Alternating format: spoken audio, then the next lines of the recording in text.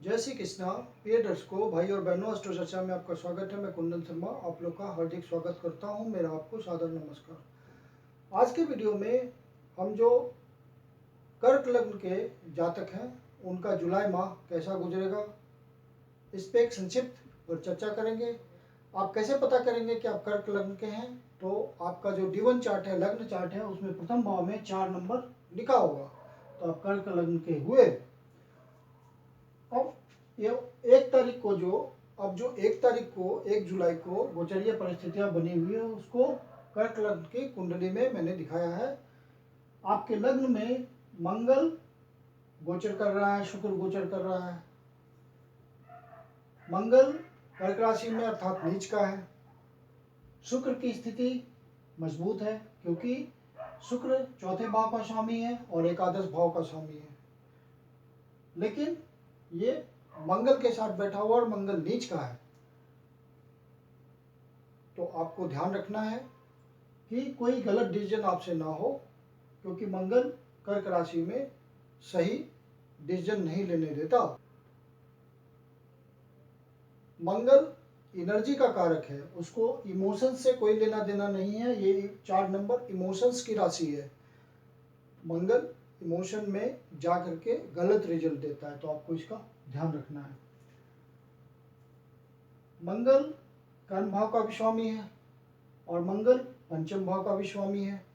तो कर्म भाव पे आपको विशेष ध्यान रखना है कि कहीं आपसे कोई गलती ना हो, अपने सीनियर्स के साथ संबंध बनाए रखने में, कलीग के साथ संबंध बनाए रखने में, अपने बॉस के साथ तालमेल बनाने में कोई गलती ना हो जाए। तो इस बात का ध्यान रखना है, क्योंकि कर्म भाव का स्वामी लग्न में बैठकर आपको प्रभावित कर रहा है, तो आपको ध्यान रखना है इस बात का। फिर पंचम भाव से संबंधित जो बातें हैं, जैसे यहाँ पे आपका कोई स्पेकुलेशन करते हैं, शेयर मार्केट के धंधे में, तो यहाँ केतु भी बैठा हुआ है, तो आपको धन का लॉस करा सकता है। संतान संबंधी कोई परेशानी आ सकती है, संतान से रिलेशन बिगड़ सकता है। जो स्टूडेंट पढ़ने लिखने वाले हैं उनको पढ़ाई लिखाई में मन नहीं लगेगा, बहुत कंसंट्रेशन के लिए बहुत प्रयास करना पड़ेगा। तो ये सब दिक्कतें पंचम भाव से रिलेटेड आएगी। पंचम भाव में केतु भी विराजमान है, तो संतान प्राप्ति में कठिनाई होगी। जुलाई माह में जो बच्चे जन्म लेने वाले हैं तो उनका ज़्यादातर सिजेरियन ऑपरेशन के थ्रू जन्म होगा। ऑपरेशन से ही ज़्यादातर सिजेरियन ऑपरेशन से उसका जन्म होगा।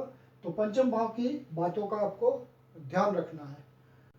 शुक्र की स्थिति बहुत अच्छी है, आपका एकादश भाव के स्वामी है और चतुर्थ भाव के स्वामी है, लग्न में बैठे हुए हैं। तो इन सब बातों से आपको फायदा पहुंचाएंगे। चौथे भाव की बातों से फायदा पहुंचाएंगे, 11वें भाव की बातों से फायदा पहुंचाएंगे। और राहु एकादश भाव में विद्यमान है, बुध भी वहां गोचर कर रहे हैं, तो आपका बाहर से भी कुछ संबंध बनेगा, धन की प्राप्ति हो सकती है, आपकी इच्छा पूर्ति हो सकती है किसी प्रकार की। डिस्टेंट प्लेसेस से या एब्रॉड से आपका कोई रिलेशन बन सकता है और वहां से आपको धन की प्राप्ति हो सकती है, आपको किसी तरह की इच्छा की प्राप्ति हो सकती है, पूर्ति हो सकती है। राहु की एकादश भाव में बहुत अच्छी स्थिति मानी जाती है और राहु यहाँ पे उच्च की तरह व्यवहार कर रहा है और लग्न से सीधा संबंध इसका बन रहा है।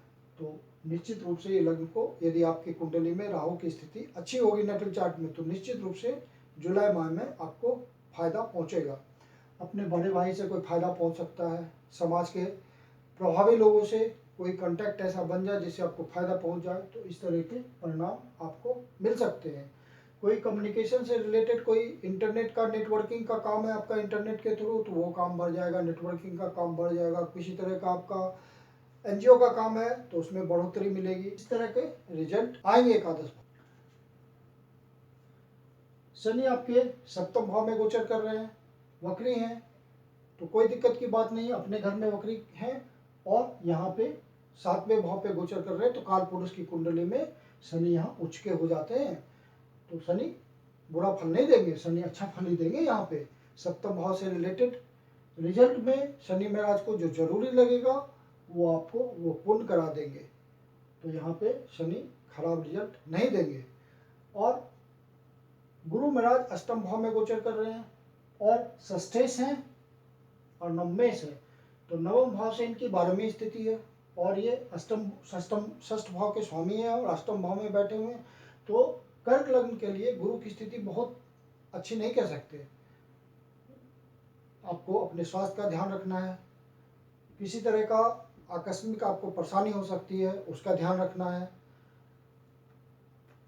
आपको किसी तरह का भाग्य में जुलाई महीने में कमी महसूस हो सकती है, पिता से संबंध बिगड़ सकते हैं आपके, अपने गुरुजनों से कोई विवाद हो सकता है।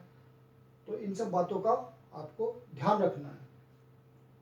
सूर्य की स्थिति आपकी धन भाव से बन रही है, धनेश है सूर्य और 12वें भाव में बैठे हुए, मतलब आपका धन व्यय होगा और उस पर आपको नियंत्रण रखना है। वो व्यय आपका अपने परिवार के सदस्यों पे हो सकते हैं, किसी भी तरह के कुटुंब में आपका खर्च हो सकता है, कोई वो शुभ काम में भी खर्च हो सकता है। तो इस तरह के, क्योंकि गुरु की यहाँ से दृष्टि है, तो कोई आपके घर में शुभ कार्य हो सकता है, उसमें व्यय हो सकता है। तो सिर्फ आपको अपने स्वास्थ्य का ध्यान रखना है इस महीने, क्योंकि गुरु अष्टम भाव में बैठे हुए हैं और षष्ठेश है और भाग्य का भी कमी कर रहे हैं इस महीने में। स्थिति संतोषप्रद है, कोई दिक्कत नहीं है, समय अच्छे से गुजर जाएगा। खाली अपने स्वास्थ्य का ध्यान रखेंगे और आकस्मिक कोई बात हो उसका ध्यान रखना। तो कुल मिलाकर के जुलाई महीना आपका अच्छा निकल जाएगा, कोई दिक्कत की बात नहीं है। जुलाई महीने में आप गुरु की रेमेडी कीजिए। गुरु की सिंपल रेमेडी यही है, केसर का तिलक लगाइए, मंदिर में जाके वयोवृद्ध ब्राह्मण को चरण स्पर्श कीजिए, उनका आशीर्वाद लीजिए। गुरुवार को फास्ट रखिए, गुरुवार को गाय को केला खिलाइए। तो ये सब छोटे छोटे उपाय हैं जिनको आप करके गुरु के जो थोड़े बहुत नेगेटिव रिजल्ट है उनको आप टाल सकते हैं। तो आशा करता हूँ कि आपको वीडियो अच्छा लगा होगा। अच्छा लगा तो लाइक कीजिए, सब्सक्राइब कीजिए, शेयर कीजिए। यदि आपके जीवन की कोई समस्या है जिसका समाधान आप हमसे चाहते हैं तो संपर्क कर सकते हैं। मेरी अपनी